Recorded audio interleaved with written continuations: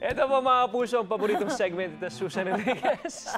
Mga cute at bibong chikiting ang bibida sa ating every morning dito lang po sa Bulilit of the Day! Dapat paborito mo rin ito, Mateo. Eto, nakakagigil ang kakyutan, Mateo, ang 11-month-old na si Baby Atalia Rose from Taytay Rizal. Tingnan niyo naman ang kanyang chubby cheeks at beautiful eyes. Sobrang cute. At macho arms, macho arms.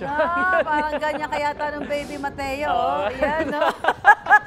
Cute na cute si Baby Atalia habang sinusubuan siya ng sabaw ng kanyang mami. Napaasim kilig si Baby. Tingnan na natin yan. Paano? Ang cute ni Baby Atalia. At kahit inaantok, sobrang adorable pa rin. Talagang todo papigil na nga si Baby sa pagtulog, pero mas nanaig ang kanyang antok. Tingnan mo nga yan. Oy, mahirap talaga magpigil ng antok, ha? Hindi lang... Natutuwa.